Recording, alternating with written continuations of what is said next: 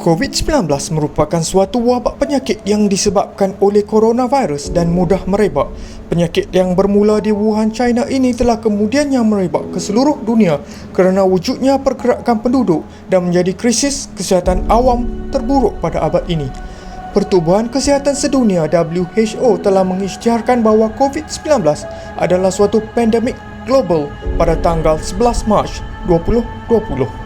Pandemik, jika dilihat dari sudut pandang Malthus melalui karyanya An Essay on the Principle of Population, adalah dilambangkan sebagai salah satu langkah yang disebut positive checks untuk mengekang pertubuhan manusia agar tidak melebihi had penduduk optimal.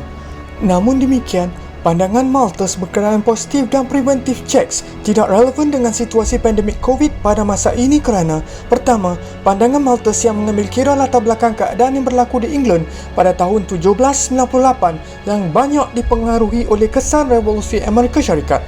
Kedua, Malthus tidak menjangkakan bahawa kadar kesuburan akan menurun seiring dengan pembangunan ekonomi dan peningkatan taraf kehidupan, serta kadar kelahiran boleh dikawal melalui program perancangan keluarga. Pandemik COVID tidak memberi kesan besar terhadap kawalan penduduk, tetapi memberi impak yang kuat kepada kesejahteraan manusia dan pembangunan sosioekonomi sesebuah negara. Jumlah penduduk yang ramai dan kepadatan penduduk yang tinggi menjadikan wabak COVID-19 mudah merebak. Bagi mengekang pandemik ini dari terus merebak dan mengancam jutaan nyawa, penjarakan sosial dan penutupan semua sektor ekonomi yang dikenali sebagai lockdown merupakan intervensi kesihatan awam yang efektif. Di Malaysia, lockdown diterjemahkan dalam Perintah Kawalan Pergerakan (PKP). Jutaan perniagaan persendirian berdepan dengan ancaman gulung tikar kerana tiada pendapatan daripada hasil jualan. Hampir separuh daripada 3.3 bilion tenaga kerja dunia berdepan risiko hilang mata pencarian mereka.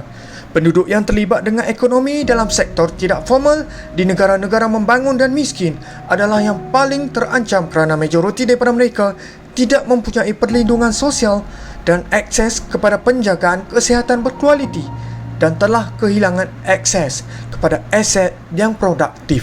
Menurut suatu statistik daripada The World Economic Forum, dianggarkan bahawa 114 juta peluang kerja akan terhapus dan membawa kepada kehilangan sehingga 3.7 trilion USD pendapatan tenaga buruh.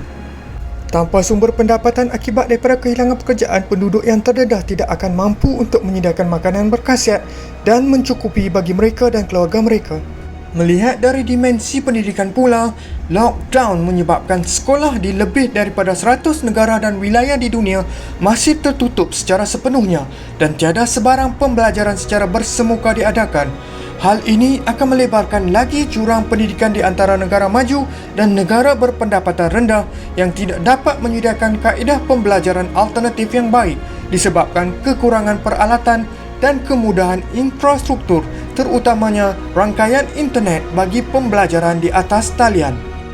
Menurut UNESCO, 90% daripada pelajar di benua Sub-Sahara Afrika tidak mempunyai komputer peribadi di rumah dan 82% pelajar tidak mempunyai sebarang akses terhadap internet.